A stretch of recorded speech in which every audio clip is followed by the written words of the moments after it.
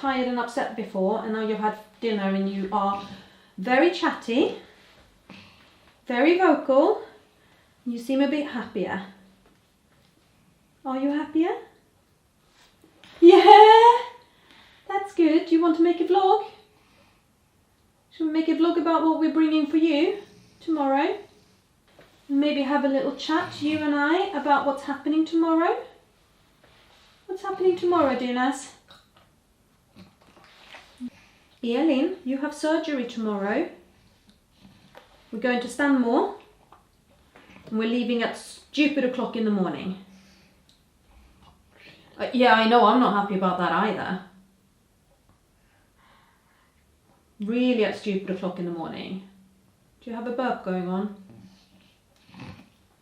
Oh, hiccup! Things happening in your belly. Please don't throw up on video. Okay, it is finally happening. We have a rescheduled surgery date for tomorrow. We are leaving at 5 in the morning to get down to Stanmore on time. And I probably should be packing. I probably should be eating. I probably should be tidying up. I probably should be prepping. Instead, I've sat for about an hour scrolling through Instagram. Procrastinators unite. But it is 7 o'clock. So I am going to do one of the things that I should be doing, which is preparing Elin's evening medicines. And while I do that, I'm going to chat about some of the things that I'm packing for Elin that has to come with to hospital. I did a vlog about a month ago. I don't know if I posted it a month ago, but link there or there, link anyway happening, about what I was packing for myself. And this was before her surgery was rescheduled. And what happened after that was that she went into, the day before the surgery, she went into massive seizures and needed rescue medicine. And the anesthesiologist said, let's just delay it because it's not vital surgery. So let's do it for a day when she's not immediately after buccal which is quite a strong opiate. So it's happening tomorrow, no big seizures. She is having seizures, yes, but not really big ones. Oi, oi, oi, oi, oi, what's going on here?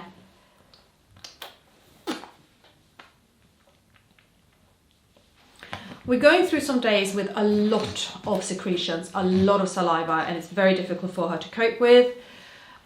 She chokes on it, she's coughing a lot. We are, we're a week out of hospital since her last stint of cluster seizures that were brought on by a chest infection, so she's still clearing that. She has been on antibiotics, and yeah, there's just a lot, people. There's a lot, but she is better. The cough is no longer the cough of a cold. The cough is a cough of I've got too much saliva. She's also just had a very, very big dinner. So I've got the bucket of shame within reach in case she does start to throw up. In case she does start throwing up. But fingers crossed, dinner will stay down because this is her last meal that she's just had before the surgery. She's nil by mouth from 2 a.m. I'm obviously not going to be feeding her through the night, so it's nil by mouth. She doesn't take things by mouth anyway. Okay, so I have got a bag of medicines and another medicine just sitting here because this one has been in her school bag, and I'm going to start preparing stuff. So she needs omeprazole, which is a anti-acid. It helps with her reflux, and we're going to do that in a 20 ml syringe. I break the omeprazole tablet in two, and then I pull up water with a little bit of bicarbonate soda in it, I put a syringe topper on it and leave that to dissolve. So that's one of the evening meds. I've got melatonin to help her sleep. Please have a good sleep. You did not have a good sleep last night. You need a good sleep tonight, okay, darling? She was ever so chatty up until the point when I turned on the camera. And now that I'm talking, she doesn't feel the need to talk anymore. Shall I just sit here and do this quietly and see if she starts chatting again? Maybe not. I'm going to pop 1 sachet of Biocolt on for tomorrow morning. I just dissolve it in water. She's not allowed breakfast tomorrow morning, but I can dissolve it in water. I have this because she's just recently finished off... she's just recently finished off a course of antibiotics, and the antibiotics belly is not for the faint-hearted. I'm going to bring this into hospital as well because she's going to be on antibiotics again as part of the surgery. Hey, did the chattiness come back? Are you telling us all about how disgusting your pads have been lately? Yeah. She is due a new scopoderm patch tomorrow, so that's going on tomorrow morning's plate as well. Then this is rubbish to be thrown away. I need Elin and anti-epilepsy medicine for tonight and tomorrow morning. I know. No seizures. No siree. I can't see. 7.5.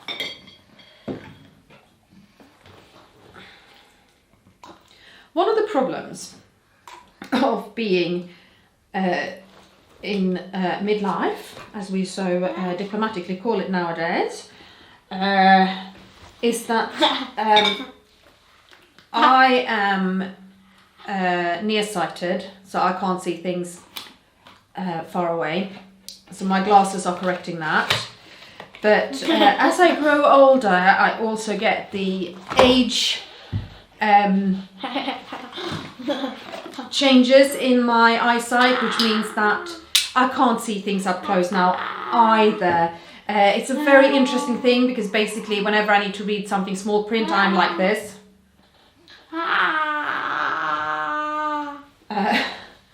Very annoying.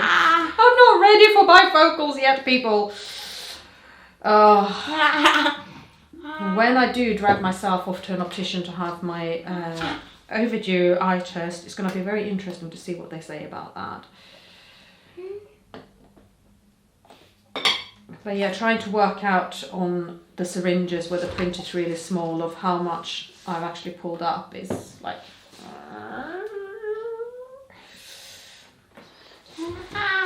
Your mummy's getting old. Yeah, she is. Not that old. Old enough. Okay. This that I just pulled up was the baclofen, which is a muscle relaxant. I have another anti-epilepsy called Keppra.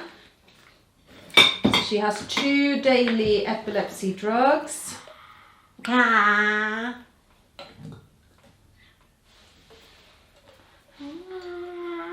Yeah. That's right.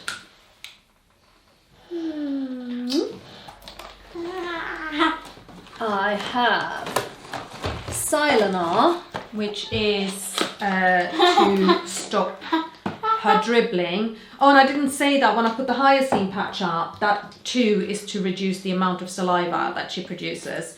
So she has 2 medicines for her saliva production. So that one's there. Yeah. Yes, girl.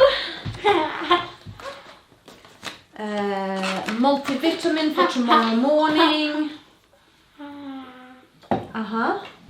And then what else? Paracetamol for tonight. I find that if I give her melatonin... Am I not allowed to say that bit? If I give her melatonin and then about 20 minutes later give her paracetamol, that is a really good combination. So I need another syringe. Yes, I do.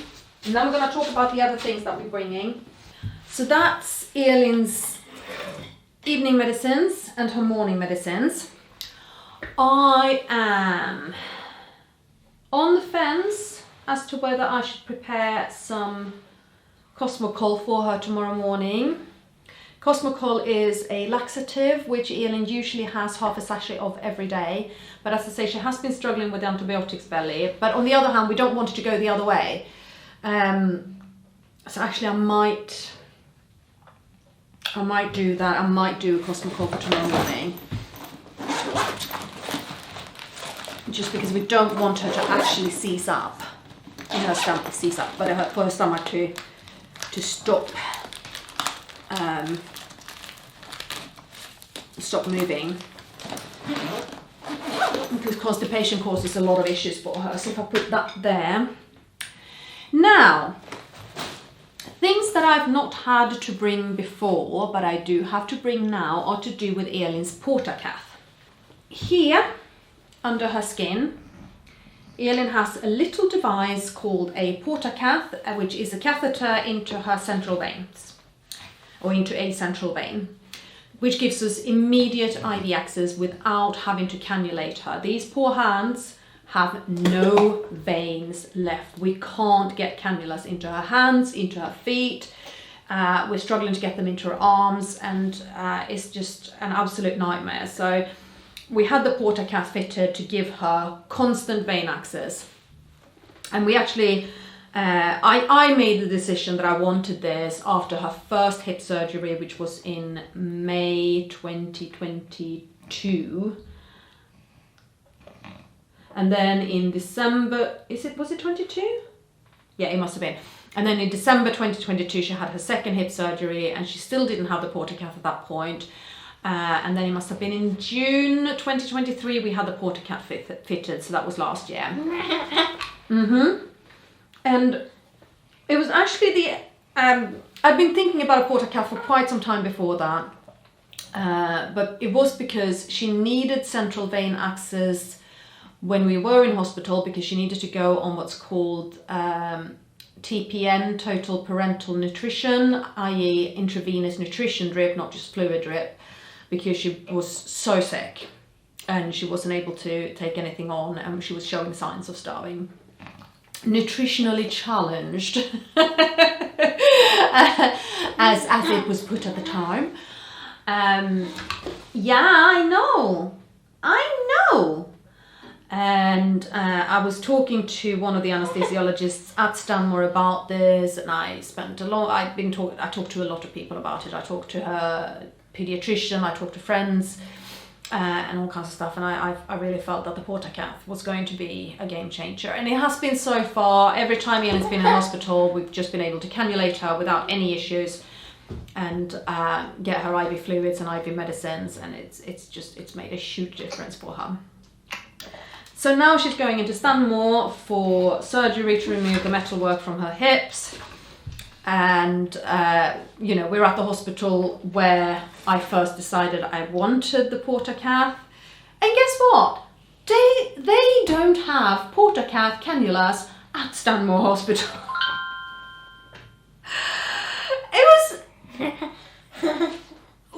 So they told Elin's dad about this during the pre-op appointment, because obviously he told them that she has one, and they went, yeah, we don't have those cannulas. And when he told me, I was like, this is the Royal National Orthopaedic Hospital, and they don't have cannulas for portacaths, and they deal with a lot of children with complex needs. Like, what? So we have to bring cannulas into Stanmore Hospital. Thankfully, our wonderful community nursing team has provided. So I have got, apart from a cat in the way, I have got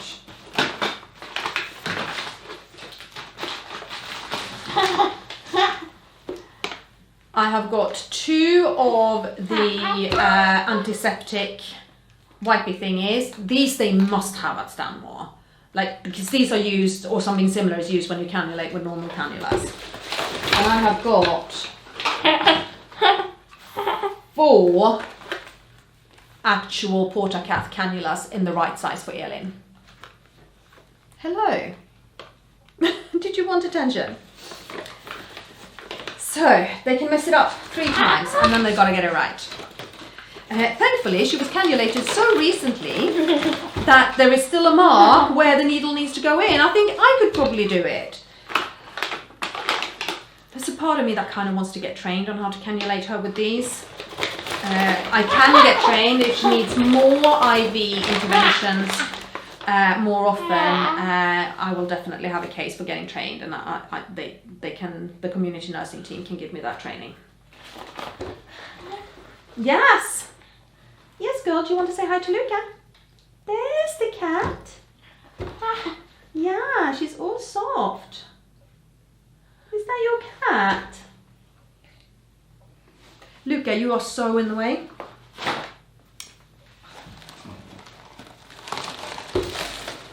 The other thing I am bringing is sodium chloride injection, which is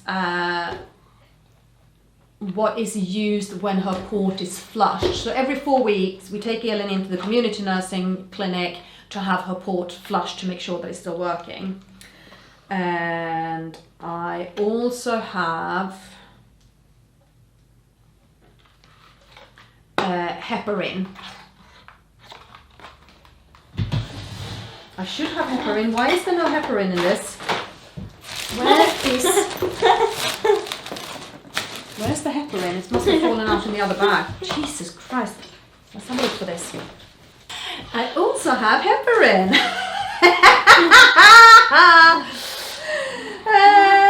So, which also is sodium chloride, but this one is much stronger. So this is the one that is used to lock her port with after the cannula is taken out. Oh, I'm so glad I did this. I would have gone without the heparin if I hadn't been recording this vlog. Whew, well done me. So these things have to go with because they are directly related to her portacath. I am bringing syringes for changing the water in her Mickey button, because every week the balloon of a Mickey button should be emptied out of the water that's in there and new water should be put in, and that should be sterile water. It can either be boiled water or it can be sterile water, and we're going to be in a hospital. I can get hold of sterile water. I have to remember to bring her tube extensions, both the thick one for blended diet and the thin one for fluids and medicines. So that's going to go with her pump, her water pump. I am bringing a lot of pads. So this pack, as you can see, this pack is nearly full, and I have another unopened pack in the van already waiting. So that we have that. I am umming and ahhing about whether to bring her suction, because she's going to be in hospital and they have suction pumps built in next to the beds. But I could bring her suction. I probably should bring her suction for the journey in. But then it's just going to be me and Elin in the car. What am I going to do? Well, obviously if she starts choking, I'm going to pull off the road and sort it. So yeah, I will bring her suction. It's here.